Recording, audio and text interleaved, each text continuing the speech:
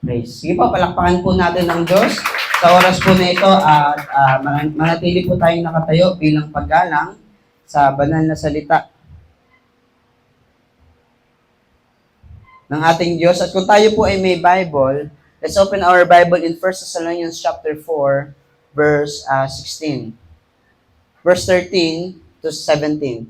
Sabi po ng Word of God sa 1 Thessalonians chapter 4, verse 13, mga kapatid, gusto naming malaman nyo ang katotohanan tungkol sa mga namatay na, para hindi kayo nagdadalamhati, gaya ng iba na walang pag-asa. Brothers and sisters, sabi po sa English, we do not want you to be uninformed about those who sleep in death, so that you do not grieve like the rest of mankind who have no hope. Verse 14, naniniwala tayong si Jesus ay namatay at muling nabuhay.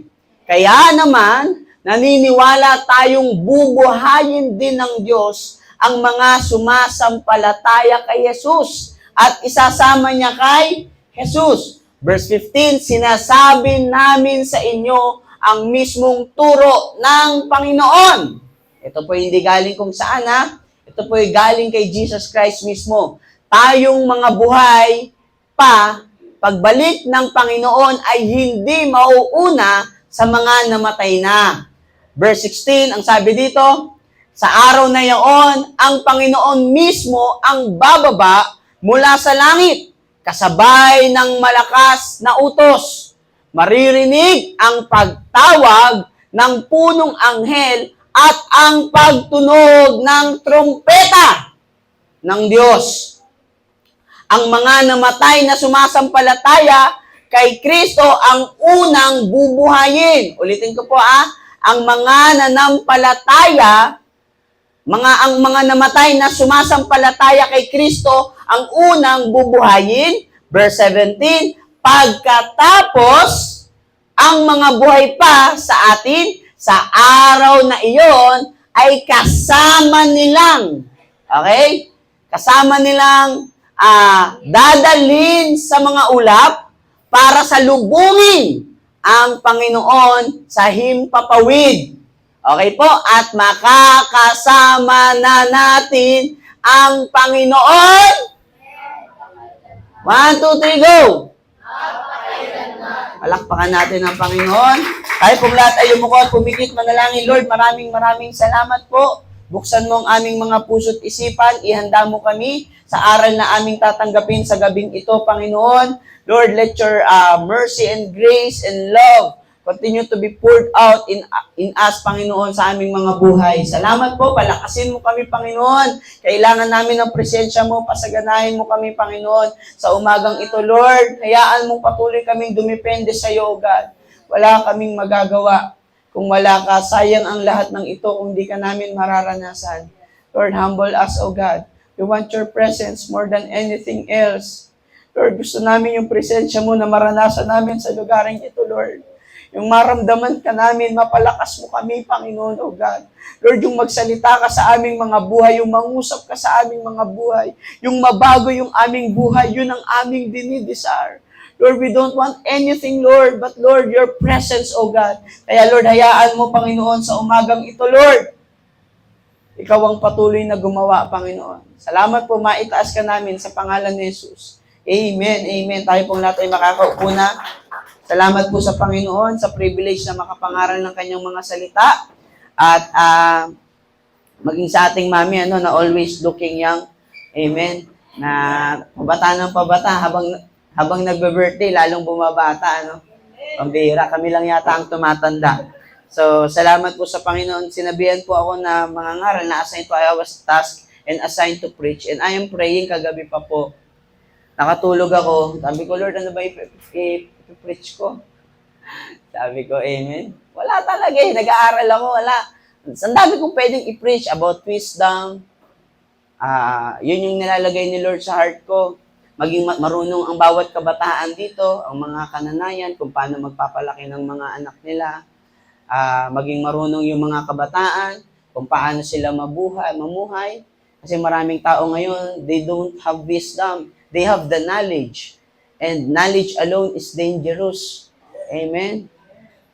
masama kung marunong lang tayo eh. Kailangan talaga nandoon yung wisdom, yung pagsama, yung karunungan na nagmumula sa Diyos. At kanina pong umaga, nagpe-pray ako kay Lord. Sabi ko, Lord, ano ba talaga? Ginagawa ko na yung preaching. Nagkaroon po ng conviction sa akin si Lord na magturo ka ng theology. Sabi sa akin ni Lord. Sabi ko, sige Lord, magtuturo ako ng theology. You need to inform them. Tinanong ko si Lord, Lord, parang itong mga nakarang, kahit po sa Bible study kahapon, theology pa rin ang tinuturo ko. I'm talking about born again. Sabi ko, Lord, parang naisip ko lang naman, di naman mangyayari. Sabi ko, ba't ganun? Pinagagawa mo na yung calling ko talaga. Pinagagawa mo na ng pinagagawa. Kukunin mo na ba ako, Lord? Sabi, wala lang, naisip ko lang bigla. Kasi baka natakot ako eh. Kala mo hindi no? Hindi prepare. Sabi ko, kasi parang ang dealing sa akin, Lord, ituro ko na lahat ng nalalaman ko regarding sa Bible. Amen, mga napag-aralan. Now, this is one of the most important things that we need to know and study because this will be our destiny. Sabi mo nga, destiny mo to. Amen. Kailangan alam mo to kasi destiny mo to. At ito po ay mangyayari whether we like it or not, ito po ay mangyayari. At hindi ito lamang mangyayari, ito'y malapit ng mangyari. Ang ating pong pag-uusapan ay papamagatan po natin when the trumpets sound. Amen. Kapag tumunog ang trumpeta. Pakibasa, because 1, 2, 3, go. Because the end is near. Makita natin sa 1 Thessalonians chapter 4, verse 16. Hindi yan, kapatid. Ilagay mo lang doon. Verse 16. Hindi, yung kanina, sa PowerPoint. Makita po natin, balik mo sa PowerPoint, kapatid. Sabi po dito, sa PowerPoint, lagyan na.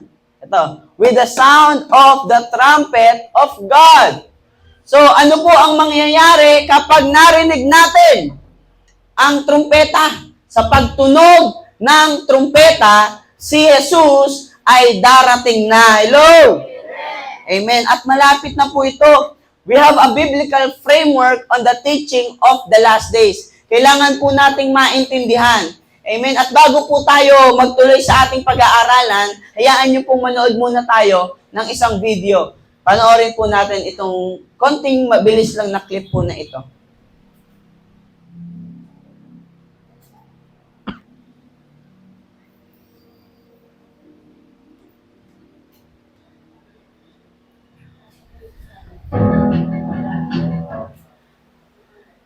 Alam niyo po, itong mga bagay na ito, ano lang kayo pag ready na. Alam niyo po, ito yung mga bagay na ito, mga kapatid, na minsan, dahil tayo ay naririto sa mundong ito, nakakalimutan na natin. It seems like ang buhay ay dito lang sa mundo, na para bagang wala tayong pinatutunguhan. Hello?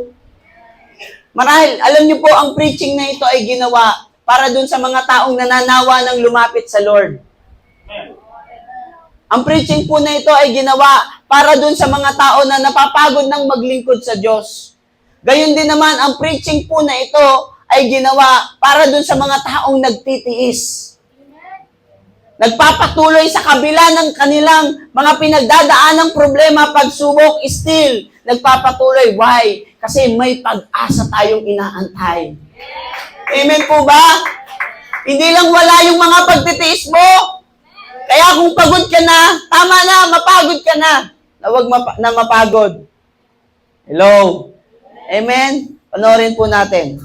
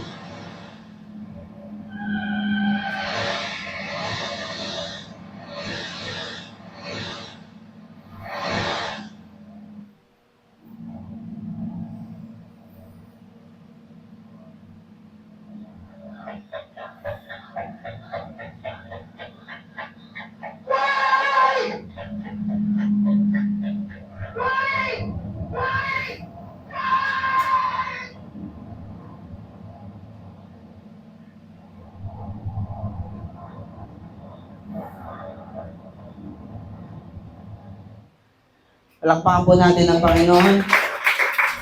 Mga kapatid, ang aral po na ito ay mahalaga sa iyo at sa akin. Amen? Ito po ay hindi biro sapagkat ito'y malapit ng mangyari. And God is asking us, are we prepared? Amen? Sabi ng Revelation na basa natin kanina, darating ang Diyos, napakabilis lang. Hello? In just a twinkling of an eye. Kung sasabihin mo, minsan lang naman ako nagtatampo, pastora. Tapos doon pa dumating ang Panginoon. Minsan lang naman ako nangihina, pastora. Tapos doon pa dumating ang Diyos. Diyos ko po! Hello? Okay lang manghina, basta nasa church ka pa din. Okay lang manghina, basta nandun pa rin yung heart mo sa Lord. Andiyan po ba tayo? Mga kapatid, maunawaan po natin, this event will soon to happen. Amen? Malapit nang dumating ang Diyos, malapit na siyang bumalik. Hindi na ito yung panahon na tayo ay yung ano tawag doon, mami? Wardi-wardi? Windang-windang. Pawindang-windang ka pa, pawindang-windang pa tayo. Hello? Hindi na ito yung pa-50-50 tayo. Napakahirap pong maiwan sa rapture. Malamang pag sasabihin ni mami na ako ulit mag-preach kung kailan man po yun, ang sunod kong ituturo, the Great Tribulation. Kung gaano kahirap maiwan sa rapture. Now, I just want to have us the picture of what will happen in the future. Maybe we can call this a theology Sunday. Gusto ko pong makita natin kung ano yung mangyayari in the future. We're not just talking about our Christian living, our right character and good conduct as a Christian, pero gusto natin na we don't want us not to be informed. Gusto ng Lord, informed talaga tayo. Hello? Sa mga mangyayari. At ito po ay spiritual na bagay, whether we like it or not, mangyayari po ito. Ganito po ang mangyayari sa mga susunod po na panahon na tiyak na mangyayari na sinasabi ng Bible. Pakita natin yung picture, kapatid. We have the timeline of the end times. Pag sinabi nating end times, yung mga mangyayari sa huling kapanahunan. Sa theological term po, ang tawag po dyan ay eschatology. Ibig sabihin po, study of end times. Ito po yung end times framework po natin. This is now the present church age. Ito po yung panahon na ito. Kung nasaan po tayo ngayon, na may mga churches na lumalapit sa Lord. Amen. May mga kulto na churches. May mga kagaya naman natin na totoo, na talagang purely biblical. Hello? Parang walang umimen dun, ha? Naniniwala ba kayo na nasa right church kayo? O kung sa tingin nyo si Kibuloy ang right church, doon na kayo. Magkita-kita na lang tayo sa finals. Di ba? Hello? Di ba? So, we are in the right church. Wala naman tayong ibang tinataas dito, kundi si Jesus Christ lang. And we are purely Bible-based. Hello? Now, ito po yung rapture na tinatawag o return of Christ. Tandaan po natin, ang rapture po ay pagsalubong natin sa Diyos sa alapaap. Hindi pa bababa ang Diyos. Amen? Huwag po tayong malilito, ha? The second coming of Christ, dito po yan. Okay po?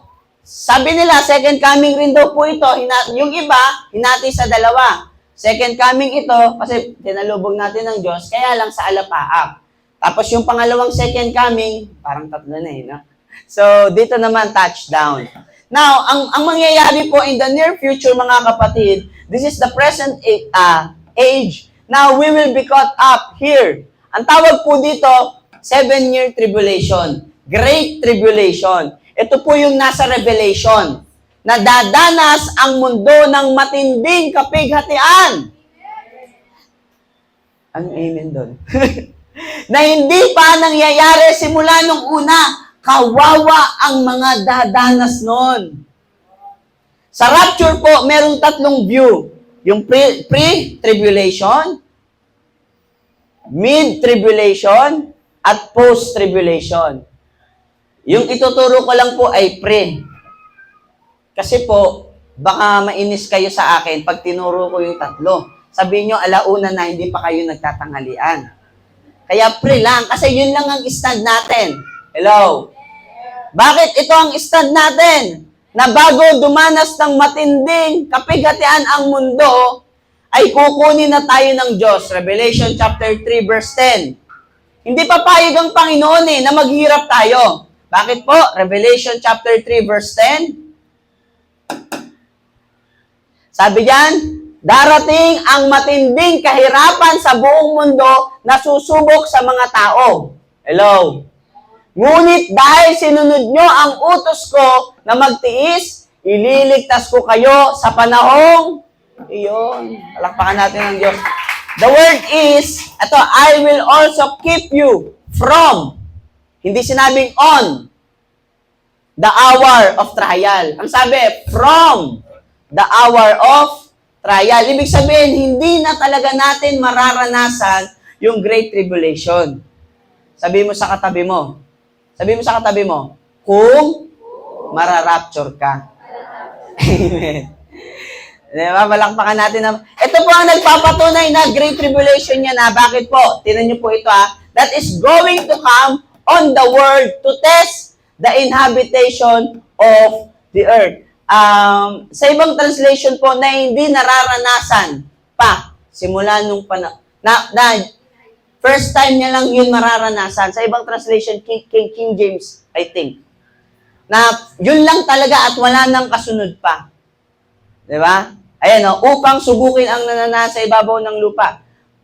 Sa ibang translation po, sa King James translation, wala nang ibang kasunod. Yung pinakamatindi na.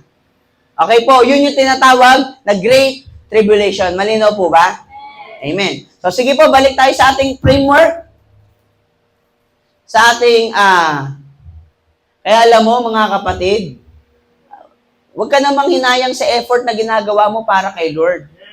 Amen, kasi may reward tayong tatanggapin Now, after po natin dito, itong judgment seat of Christ, ang tawag po dyan ay Bema Judgment, which is awarding. Habang magsisimula yung kaguluhan dito sa lupa, tayo po, we will have our celebration with the Lord. And then, ikakasal po tayo sa Panginoon. After that, babalik tayo dito sa mundo with our glorified body with Christ. Battle of Armageddon po ang tawag dito. Saka na lang po natin pag-uusapan yon. Battle of Armageddon, yung mga demonyo dito na maghahari si Antichrist Yung mga hindi nanampalataya sa Panginoon, yung mga nanampalataya dito, yun yung babalikan ng Diyos. Yung mga hindi nagpatatak ng 666, yung nanatiling tapat, at yung 144,000 na iniwan para may mag-share ng Word of God. Yun yung babalikan ng Diyos at dudurugin sila. Okay po? After nun, maghahari tayo kasama si Kristo at huhusgahan si Satanas, kasama ng mga demonyo, habang buhay na sila. Ang tawag ko dito ay white throne judgment, at ang huling part is makakasama na natin ng Diyos panghabang buhay. Palakpakan natin ang Panginoon. Okay po, ganun po yung mangyayari po So, inaantay na lang natin to. Konti na lang, wala nang Meralco, guys.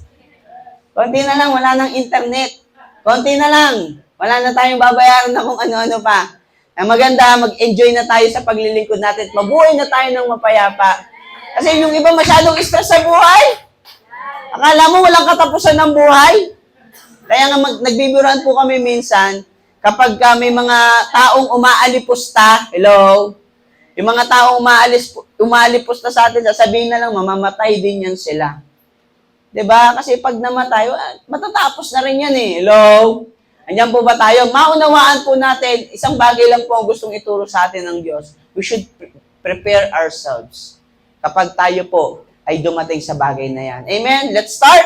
Amen? Let's go back to our PowerPoint. 1 Thessalonians chapter 4, verse 13 to 17, the coming of the Lord.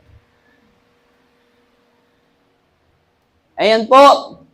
Nabasa na natin kanina. Next verse. Teka lang. Ayan. Makita nyo naman yung picture, talagang sasalubungin natin ng Panginoon. Amen? Sige po, next verse. At mangyayari po yun, magsisimula ang lahat sa pagtunog ng trompeta. Yan po yung lagi nating tatandaan. At bubuhayin po yung mga nanampalataya. Kaya nga dapat, kung tayo man po ay mga may mahal sa buhay na nawawala, amen, pwede tayong umiyak, malungkot, pero huwag tayong maginagpis na parang unbeliever. Lalo na kung yung namatay ay Christian din naman. Why? Kasi alam natin na bubuhayin din yan ng Panginoon. We will be with them, with the Lord. Amen. Kasama natin ng Panginoon. Next po. Because the end, okay, next slide. Ito na po. Trumpet po yung ginamit. Bakit po? Ano po ang symbolical ng trumpet? The trumpet were used for 4 specific purpose. Number 1, ang Diyos ay gumamit ng trumpet to proclaim victory. Amen? Trompeta po ang pinatutugtog at patutugtugin ng Diyos para iproklama sa buong mundo na ito yung mga taong nagtagumpay. Amen? Hello! Palakpakan natin ng Panginoon. Diba? Tragic po ang rapture sa mga hindi mananampalataya. Pero sa mga mananampalataya, ito yung kita mo nga lahat, nagtataka. Yung isa lang yung pagtingin niya, napangiti siya Sabi niya. Yun na yun. Hello? Ano pa po? To call an assembly. Dahil lahat ng mananampalataya ay magtitipon sa langit. Now, to announce a warning. Ito na yun. Diba? Merong warning na may malaking parating na mangyayari sa mundo na paghihirap at napakatindi. At number 4 po, to call the troops to the battle. Yun po yung sinasabi ko kanina. Kaya yun po yung i-comments. Okay po. Now, what happened when the trumpet sound? Number 1, mabilis lamang po tayo. Sige, pakipindot. 1, 2, 3, pakibasa po. Pakipindot. Ayan. 1, 2, 3, go. 1 Thessalonians chapter 4, verse 17. Walang amen doon? Yan nga pinakaantay natin sa lahat. Ang bumalik ang Diyos natin. Hello, amen po ba? Together, sabi yan, with the sound of the trumpet of God, then we who are alive, who are left, will be caught up together with them in the clouds to meet the Lord in the air.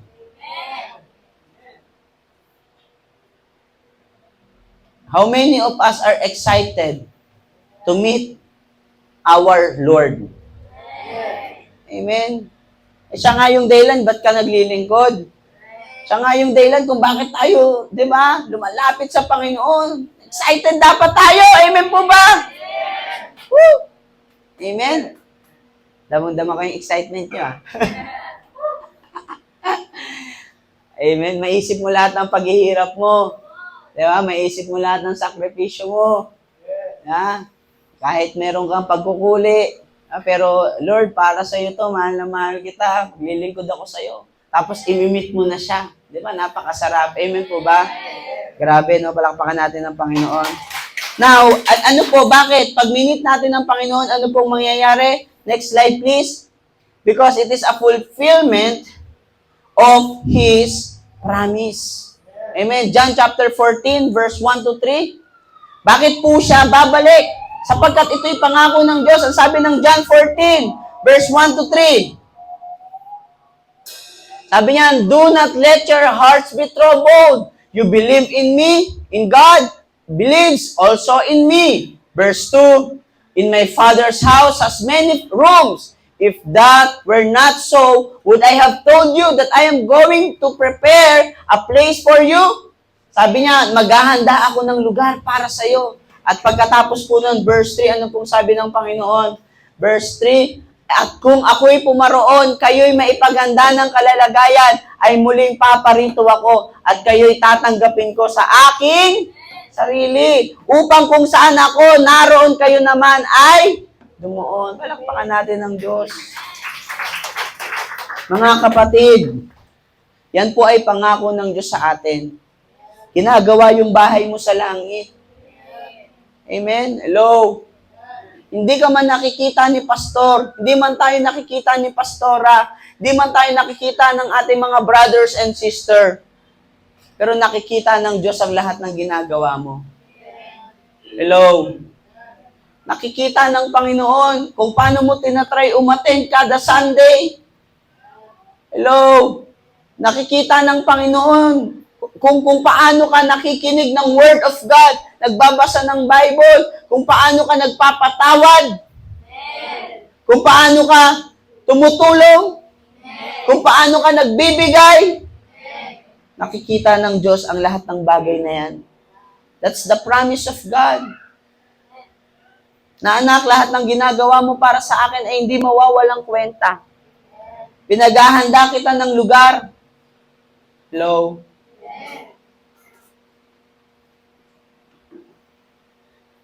Wag po tayong nawa po tayong masama dun sa mga Kristiyanong tatalikod sa Panginoon, sa mga huling kapanahunan. Yung Matthew 24, ano nga verse yan? That in these last days, because of the iniquities will abound, the love of many, as of Timothy, the love of many will grow cold. Dahil laganap ang kasalanan sa mundo, laganap ang mga, alam mo yon. Sige po, basahin natin. 1 Timothy. Timothy chapter 3, if I'm not mistaken. 1 Timothy chapter 3. Basahin po natin to 1 Timothy chapter 3. Ayan. Doon na tayo sa dahil sa laganap. Sa mga huling kapanahunan, Timothy ba yan?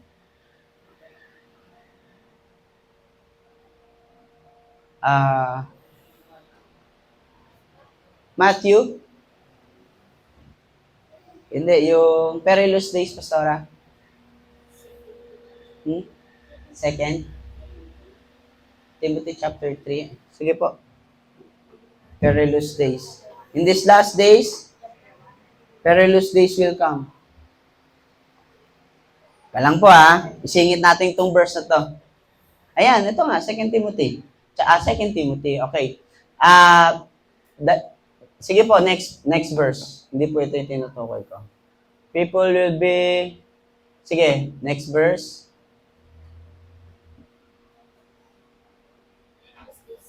Yan, verse 4.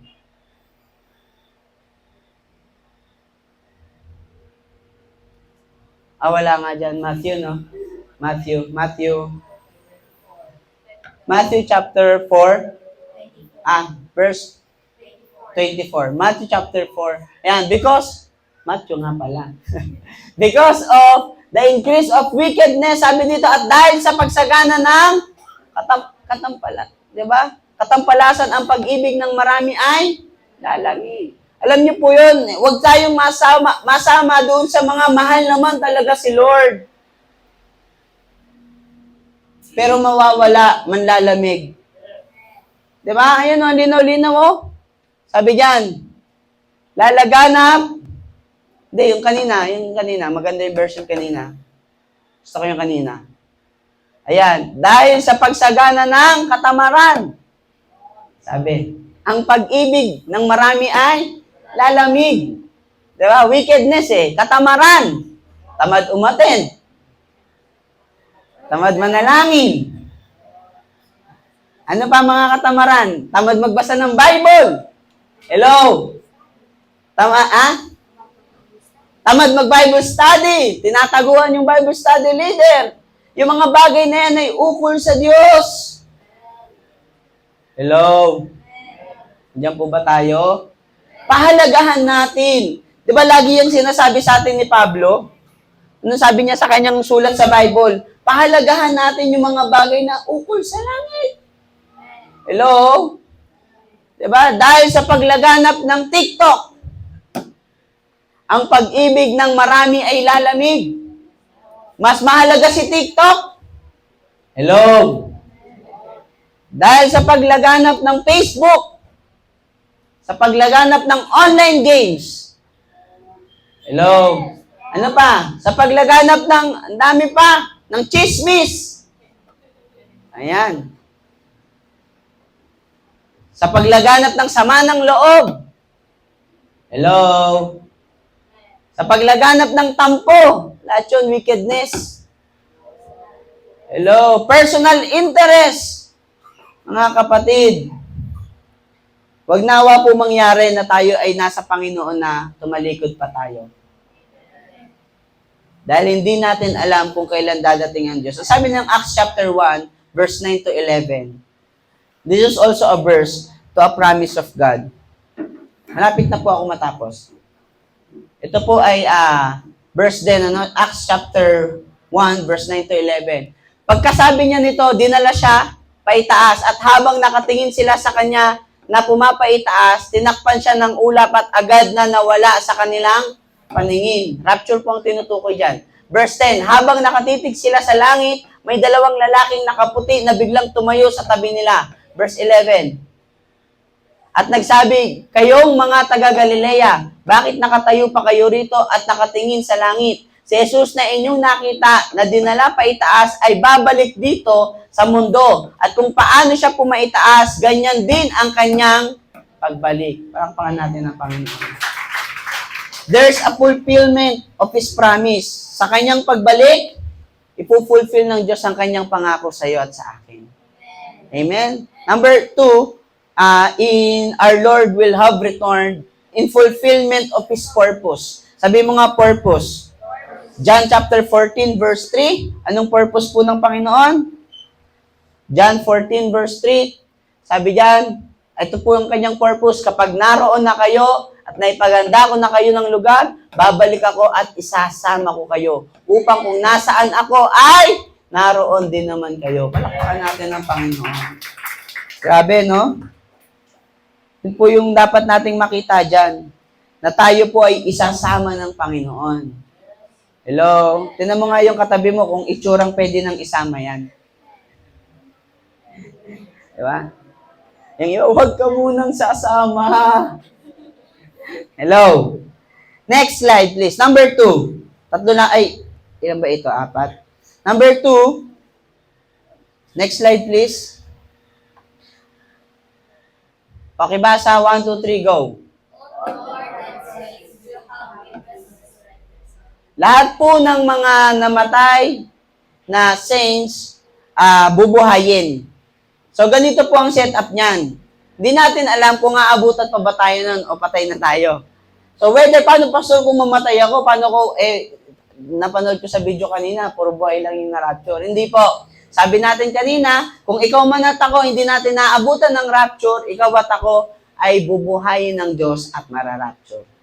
Amen? Palakpakan natin ng Panginoon. 1 Corinthians 15, verse 52. Doon na lang po tayo. Sabi niyan, sa isang iglap, sa isang kisap mata, kasabay ng pagtunog ng huling trumpeta, at sa pagtunog ng trumpeta ay muling bubuhayin ang mga patay. At bibigyan ng katawang hindi nabubulok. At tayong mga buhay pa ay bibigyan din ng bagong katawan. Ang tawag po dyan ay glorified body. Hello? Amen? So, hindi po tayo, yung mga patay, whether a dead or a living, as long as believer, sabay pong irarapture yan. At sabay bibigyan. At bibigyan, parehas bibigyan ng resurrected or glorified body. Palakpakan po natin ang Panginoon. Now, sa resurrected, ano po yung dapat nating maintindihan? Their present condition. 1 Thessalonians chapter 4, verse 13. Ano po yung present condition po ng resurrected body? Sabi dito, mga kapatid, gusto naming malaman nyo ang katotohanan tungkol sa mga namatay na para hindi kayo magdalamhati gaya ng iba na walang pag-asa. So ano po yun? Yung present condition ng katawan is nabubulok. Hello? May napanood nga akong vlog mamaya pala yun, doon sa promise completion. Sa promise completion, kung ang katawan mo nabubulok, magiging hindi na yan nabubulok. Hello? So, sabi naman ng iba, loko-loko yung napanood ko, kung ikaw ay bungi ka, pagka ano ka na, sa promise completion, magkakangipin ka. Sabi niya gano'n. Siguro, kung butas-butas yung mukha ko, di makikinis na ako. Diba? Kung malabo mata ko, lilinaw na yung mata ko. Andiyan po ba tayo? So, yung present condition, basta ang mangyayari, lahat ng pangit ay ipa-perfect ng Lord. 1 Corinthians 15:52. Ayan. Ito na po yung sinasabi natin, their promise completion. Ano po ang 1 Corinthians 15:52? Sabi diyan, ang katawan, papalitan po tayo. Hello? Bibigyan tayo ng bagong katawan. Andiyan po ba tayo? Yun po yung dapat nating maintindihan, ano? Mamaya po, i-discuss ko kung ano po yung mangyayari sa katawan natin. Number 3, dun muna tayo sa namatay, tapos ngayon, dun na tayo sa buhay. All the living saints will have been raptured. Una po, sa pagtunog ng trompeta, dadating ang Diyos. Okay po, mabubuhay ang patay. Okay po, at yung buhay naman, mararapture, kasama rin ng patay. Okay po. So, 1 Thessalonians 4 verse 17 and 1 Corinthians chapter 15:52, sabi doon, then, who are alive, who are left, will be caught up together with them in the clouds to meet the Lord in the air, and so we will always be with the Lord. Diba? Napakasarap isipin po, mga kapatid, na sa lahat po, amen, na Lord, kahit ang laki-laki ng tithes ko, na ibibigay ko sa iyo. Lord, Saturday na lang ang oras ko sa iyo, ang oras ko sa sarili ko. Monday to Friday may school ako. Monday to Friday may work ako. Pero yung Saturday, Sunday ko, dahil ministry day ko yan, ibibigay ko pa rin para sa iyo. Amen. Kahit nakakahassle, kahit parang yun na lang ang pahinga ko, pero gagawin ko, kapatid, nakikita ng Diyos lahat yan. Palakpakan natin ang Panginoon. Next slide, please. Ano pong mangyayari pagdating sa rapture? The church will instantaneously, 1 Corinthians 15:52, sa isang kisap mata. Hello? Yun po yung maunawaan natin. Isang iglap, isang kisap mata. Kaya pagdating sa rapture, bawal ang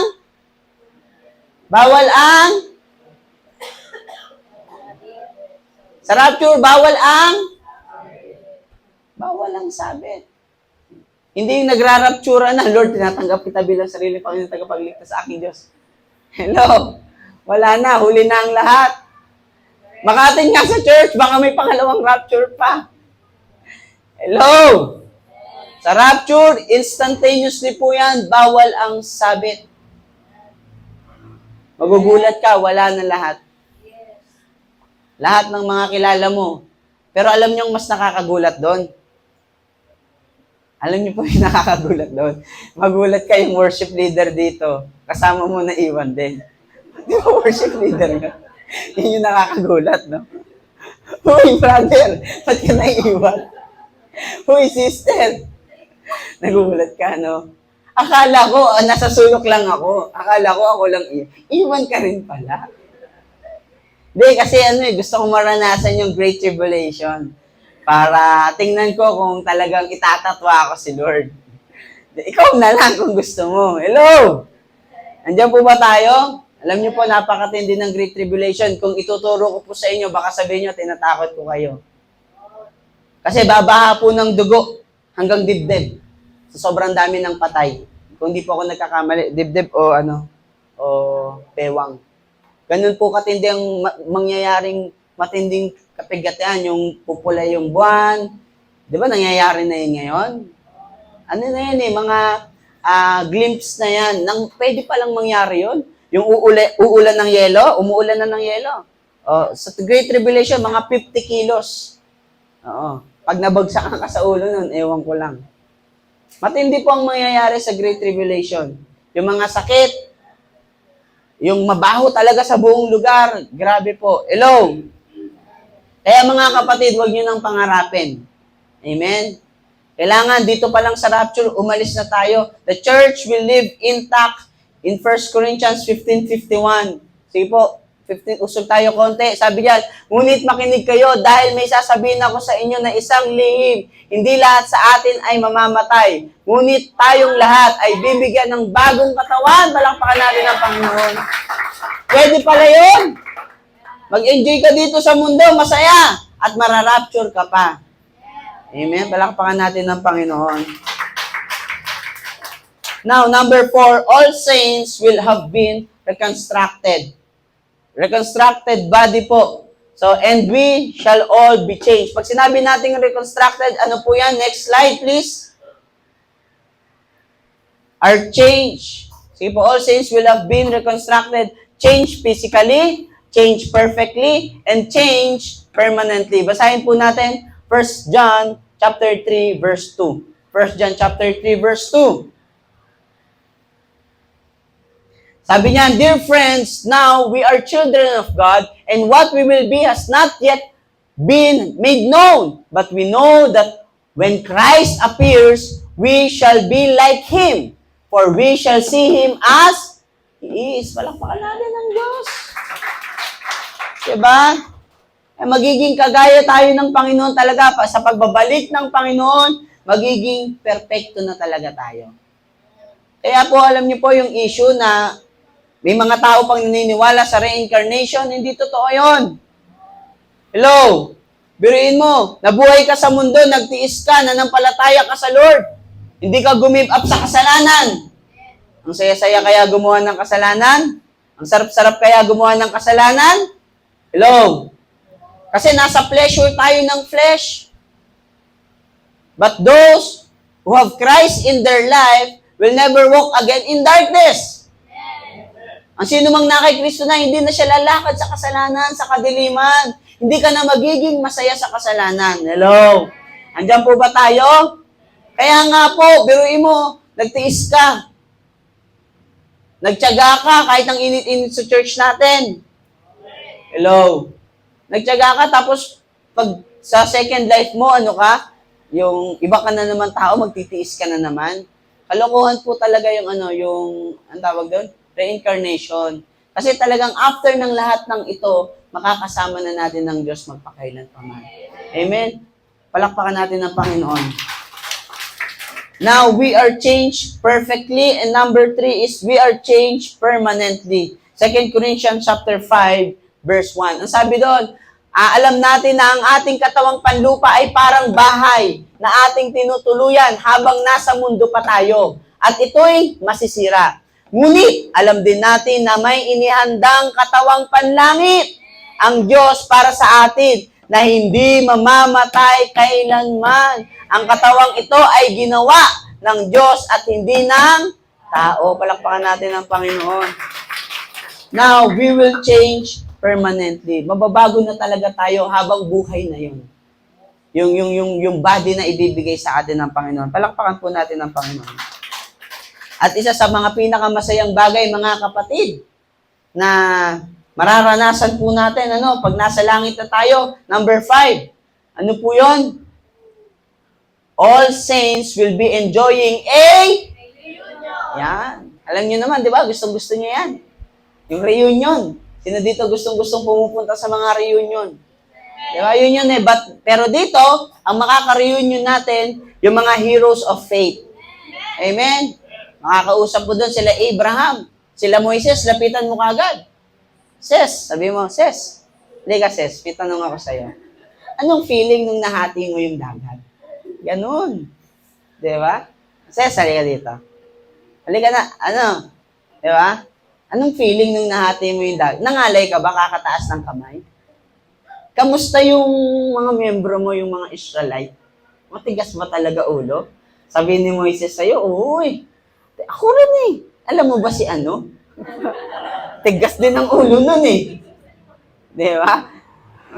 Andiyan mo ba tayo? Magkaka-reunion. Nakita natin si Pablo. Di ba? Nagpayabangan eh, no? Wala yun sa nangyari sa akin. Ako nga eh, hinataw ng 39 na ulit eh. Ikaw, pinalo ka lang sa pit ng nanay mo? Dahil nag-church ka? Ako, hindi.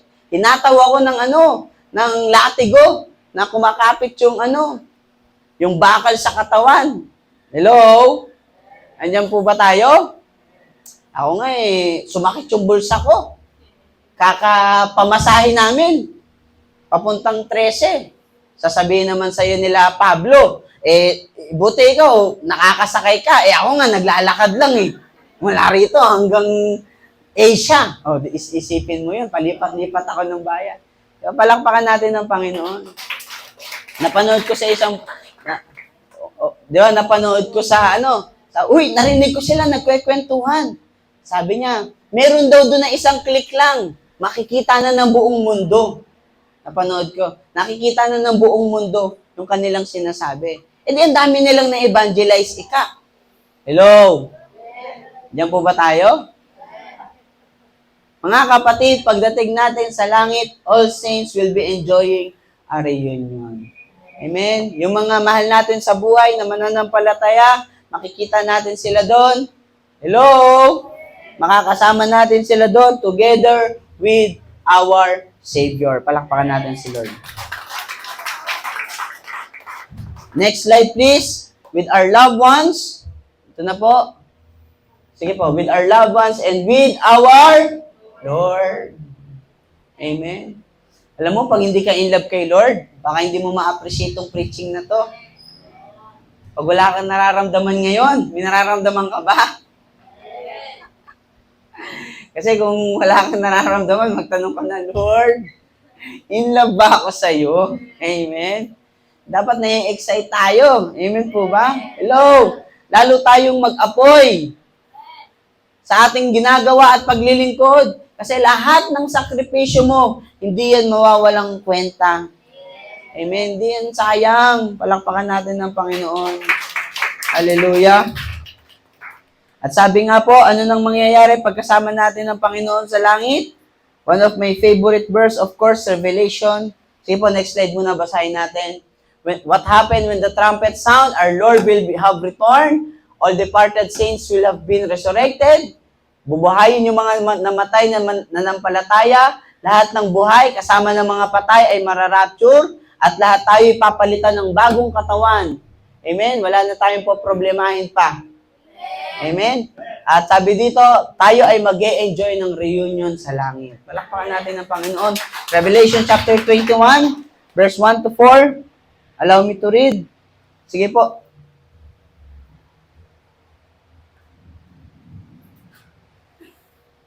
Sabi po dito, pagkatapos, nakita akong isang bagong langit at bagong lupa. For the first heaven and the first earth passed away, and there was no longer any sea. Verse 2.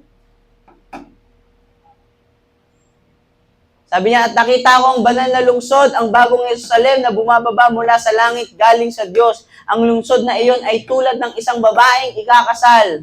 Handang-handa na. Ito yung sinasabi ko kanina, yung royal wedding. At gayak na gayak sa pagsalubog sa lalaking mapapangasawa niya. Next verse. Ito po, narinig ko ang isang malakas na sigaw mula sa trono. Ngayon, ang tahanan ng Diyos ay nasa piling na ng mga tao. Mananahan na siya kasama nila. Sila ay magiging mga mamamayan niya at siya ay makakapiling na nila at magiging Diyos nila. Verse 4, papahirin niya ang mga luha Sa kanilang mga mata, wala nang kamatayan, kalungkutan, iyakan, o sakit, sapagkat lumipas na ang dating kalalagayan.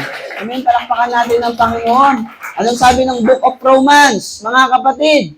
Anong sabi ng Book of Romans? Sabi niya, ang pagtitiis mo, ang pagtitiis ko, amen, sa mundong ito ay panandalian lamang. It's nothing compared. Sabi diyan, para sa akin, ang paghihirap sa buhay na ito ay hindi maihahambing sa napakagandang kalalagayan na mapapasa atin balang araw. Palakpakan po natin ang Panginoon.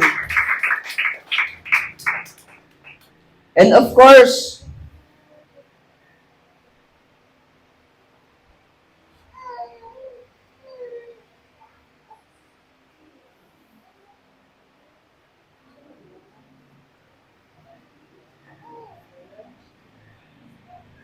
Isaiah chapter 25 verse 8 to 12. Ano pang sabi ng Isaiah 25 verse 8 to 12?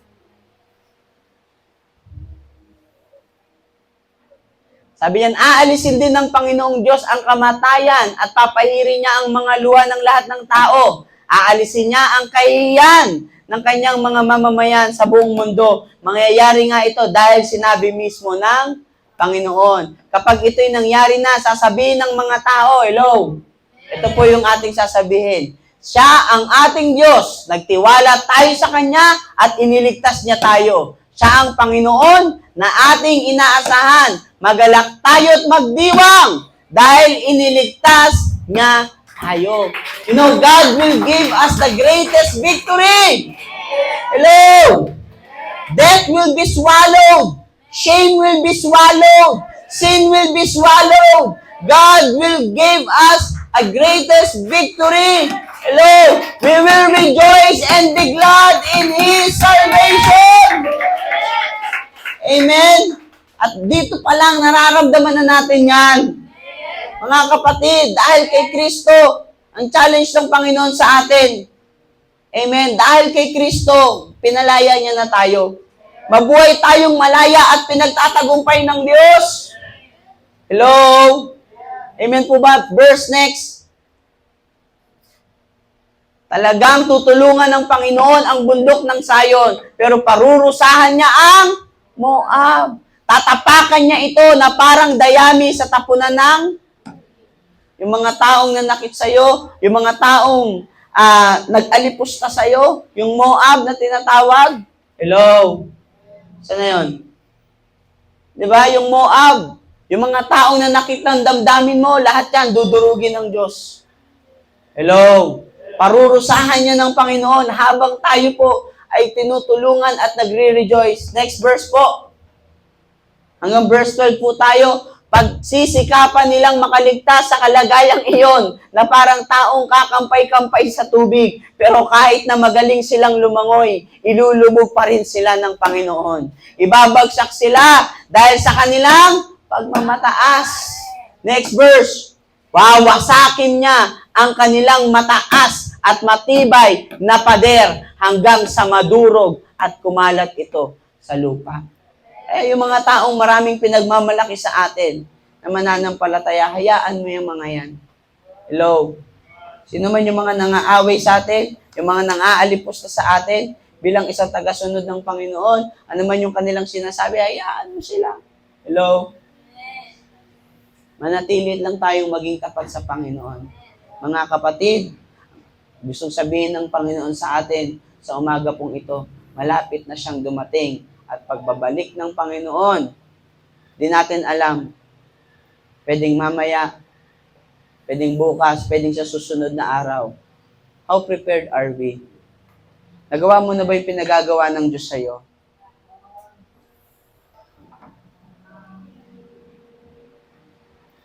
Let's come back to reality. We are here in this place. Gusto ko pong i-challenge ang bawat isa sa atin na, do you live your life without regrets? O hanggang ngayon may hinuhold ka pa rin sa Panginoon? God is challenging us. God is really challenging us that tomorrow may be too late. Kailan ka pa maglilingkod sa Diyos? Kailan mo pa ibibigay yung buo? Kailan ka pa maglilingkod ng without anything na i-hold back ka? Sina-challenge ka na ng Diyos. ibigay mo ang lahat sa Panginoon. At sasabihin ko sa iyo, hindi masasayang ang bawat mabuting bagay na ginagawa mo para sa Panginoon. Your labor in God will not be in vain. Amen. May nakakakita man sa iyo o wala. May nag-a-appreciate man sa iyo o wala. Hello? Ilan sa atin dito gusto niyang mag-akay ng kaluluwa sa Panginoon? Hello? Kung mahalaga sa iyo ang Diyos, ang pinakamahalaga dapat sa Panginoon ay mahalaga rin sa iyo. Ano po yun? Kaluluwa. Mag-share ka ng kaibigan mo, magdala ka ng kaluluwa dito sa church. Hello? Lalo na ngayon, marapit nang dumating ang Panginoon. God is really challenging us na hanggat sino yung kaya mong hatakin, lumapit sa Diyos, hatakin mo na. Palakpakan natin ang Panginoon. Tayo pong lahat ay tumayo. Nanya ko po ang ating mami.